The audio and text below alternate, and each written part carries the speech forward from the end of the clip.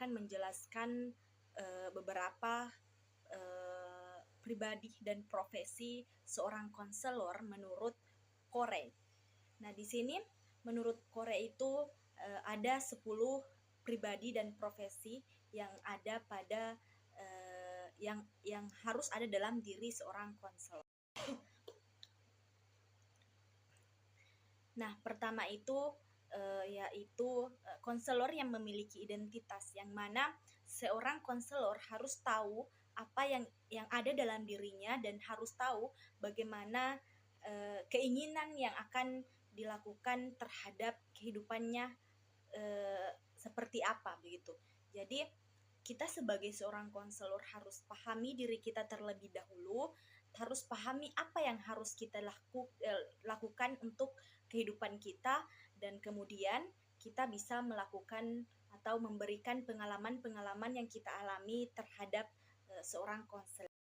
Kedua, yaitu sebagai seorang konselor kita harus menaruh rasa atau memiliki rasa empati terhadap orang lain, karena setiap melakukan konseling kita harus tahu, kita harus memiliki rasa empati terlebih dahulu agar kita lebih mendalami permasalahan yang ada dalam seorang konseling. Nah, jika kita sebagai seorang konseling tidak memiliki rasa empati, mungkin permasalahan yang ada dalam diri seorang konseling, kita tidak dapat lebih memahami apa yang mereka rasakan, ya, apa yang mereka timbulkan terhadap perasaan apa yang mereka timbulkan terhadap permasalahan yang mereka alami. Jadi sebagai seorang konselor kita harus paham terlebih dahulu, kita harus memiliki rasa empati terlebih dahulu agar kita lebih mudah menolong seseorang yang memiliki permasalahan. Yaitu konselor harus mengenal dan menerima orang lain tanpa memandang kecil atau menilai orang lain dengan hal kecil. Maksudnya di sini yaitu di saat kita melakukan konseling, yaitu seperti berada dalam lingkungan sekolah, jika ada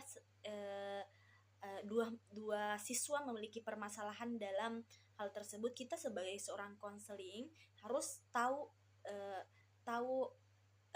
keberadaan kita, bahwa kita ini sebenarnya penengah, bukan harus memihak satu dengan yang lain. Jadi seperti setiap permasalahan yang ada dalam siswa atau permasalahan tersebut terdiri dari 2 orang, dan antara 2 orang tersebut kita memiliki ikatan persaudaraan atau kita akrab dengan anak tersebut. Jadi kita tidak boleh memandang hal tersebut karena kita tahu anak ini, jadi kita harus memihak pada anak tersebut. Jadi sebagai konselor jangan ada sikap saling memilih atau saling memihak dengan seseorang, karena posisi kita sebagai seorang konselor adalah menengah permasalahan yang terjadi pada seseorang, yaitu kita sebagai seorang konselor harus dapat merubah dan menyadari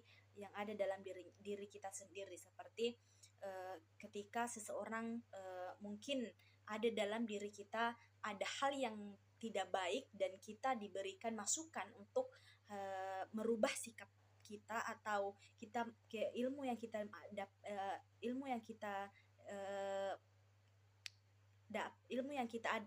ada dalam diri kita masih terbatas. Mungkin kita sebagai seorang konselor menerima masukan tersebut tanpa merasa bahwa penilaian itu tidak baik untuk diri kita sendiri. Atau sebagai seorang konselor, jika kita masih memiliki ilmu yang mungkin sedikit mungkin masih kurang dari konselor-konselor lain, jadi kita harus menyadari bahwa ternyata saya harus lebih mendalami karakter saya sendiri terhadap sebagai seorang konselor. Jadi saya harus menambah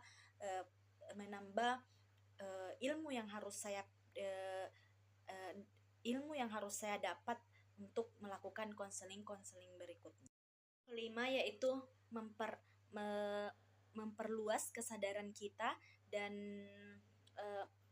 pemahaman kita mengenai konseling atau pemahaman kita masih terbatas, sama dengan halnya ke bagian keempat yang sudah saya bilang, bahwa kita harus sadar ternyata setiap manusia itu eh, harus belajar lagi untuk lebih mendalami pekerjaan yang kita dapat, karena semakin semakin maju teknologi yang dapat kita ketahui bahwa semakin banyak juga hal yang harus dipelajari. Jadi untuk memperluas wawasan kita sebagai seorang konselor, maka kita harus sadar bahwa kita harus juga menambah wawasan kita untuk konseling lebih maju ke depan. Keenam yaitu konselor harus bersedia dan mampu menerima adanya keraguan terhadap diri kita, penilaian orang lain terhadap diri kita, dan sebagai seorang konselor kita harus kreatif dan berani berpikir dan berani masuk wawasan yang belum kita dikenali orangnya. Maksudnya di sini mungkin kita sebagai seorang konselor kita harus berani bertindak dan berani berbuat setiap melakukan konseling. Nah, mungkin setiap manusia memiliki permasalahan, kita harus lebih percaya dan berani mengambil keputusan untuk permasalahan tersebut. Tetapi dalam mengambil keputusan tersebut kita harus tahu bahwa keputusan yang kita ambil ini sudah pas atau tidak, apakah hal ini bisa merugikan orang lain atau dapat memberikan hal yang positif terhadap orang lain. Dan kita sebagai seorang konselor harus lebih berani untuk mengenal lebih banyak lagi wawasan atau kawasan yang belum kita kita pernah tempati dalam melakukan konseling. Yaitu kita sebagai konselor harus lebih terbuka tanpa hidup sebagai berpura-pura atau memiliki topeng untuk bertahan dalam lingkungan yang kita hadapi saat ini. Nah, sebagai seorang konselor kita harus bisa lebih terbuka akan lingkungan kita, lebih tanpa ada kepura-puraan dalam hal tersebut. Jadi untuk itu sebagai seorang konselor perlu kejujuran terhadap lingkungan.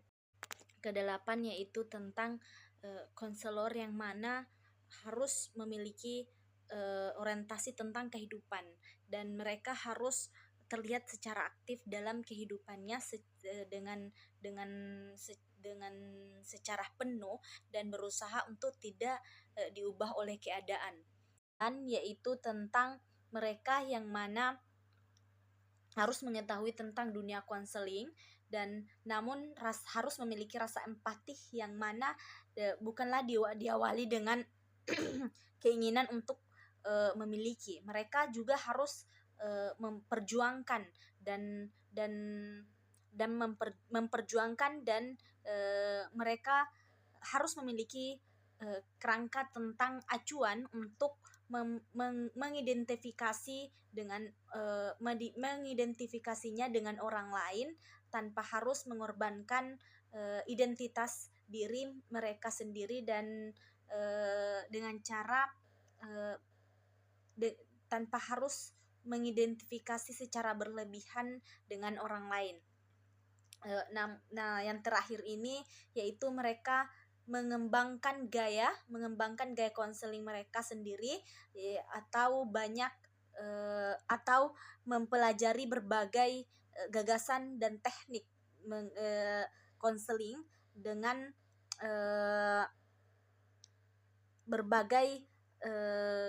berbagai gagasan dan teknik atau mengembangkan gayanya sendiri terhadap konseling yang dilakukan untuk memperoleh konseling yang eh, lebih